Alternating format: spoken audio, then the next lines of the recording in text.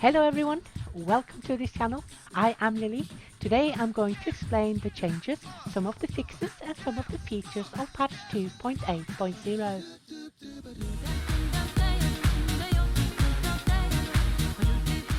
Patch 2.8.0 belongs to the roadmap step called Society. It is the second iteration on this step, and I am talking about the migrants. Migrants will come to your map and ask for permission to join your tribe. You will have the option to either accept this group or to reject them. The groups come in all sizes. They contain different genders, different ages, and certainly different traits and grades. The frequency of any migrant group showing up in your map region is completely random. The migrant groups will never contain either any pregnant women or any women that is carrying a baby. You will also not see any children without any adults in the group. When you accept a migrant group, they will show up at the very edges of your map. They will also try to join any groups they can and also make their way to the camp.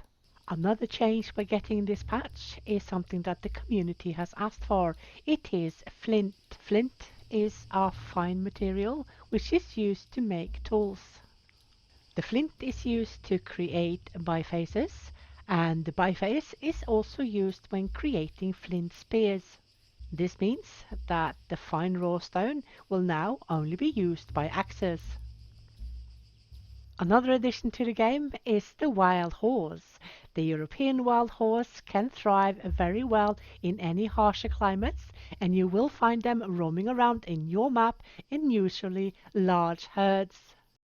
Another feature that has been added to the game is the work and resting time icon. The hammer will show during work hours, while the bowl will then show during the resting times. This way, we can easily keep an eye on when they are supposed to have off compared to when they are supposed to be working.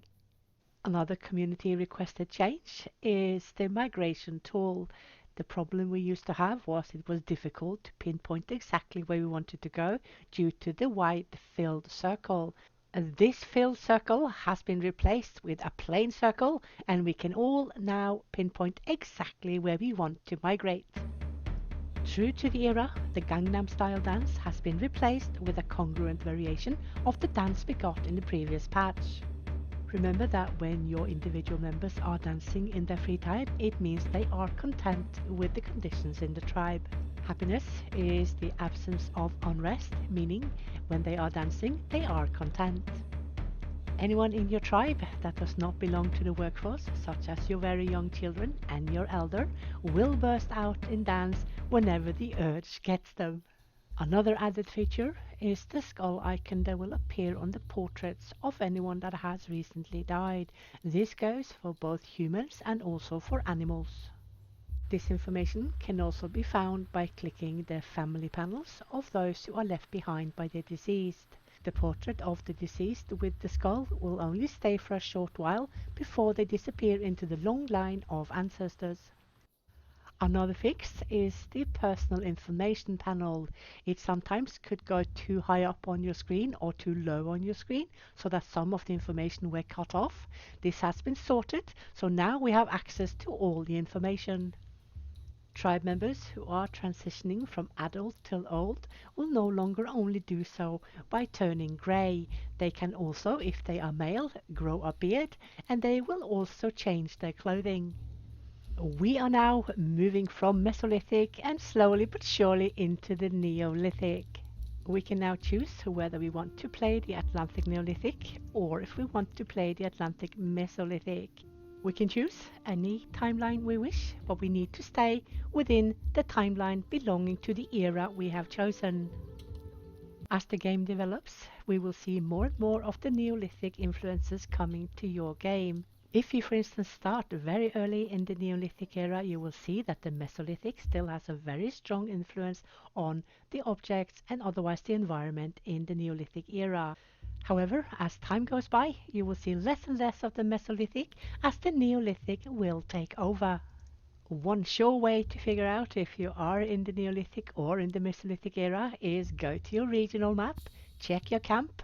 If they are longhouses, You are in the Neolithic. We can check where we are in the Neolithic by going to the culture panel.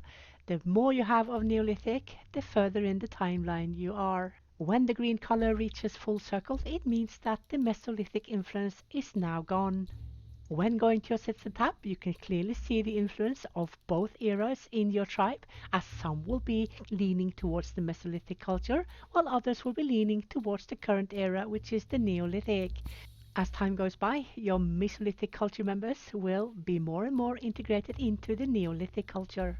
That concludes this video about the changes, fixes and features of patch 2.8.0. As usual, please provide feedback for the development either via the Steam forum or the Discord server. I shall be making a new video for the next future upcoming patches as well, and I will be very happy to see you there. In the meantime, have fun and take care.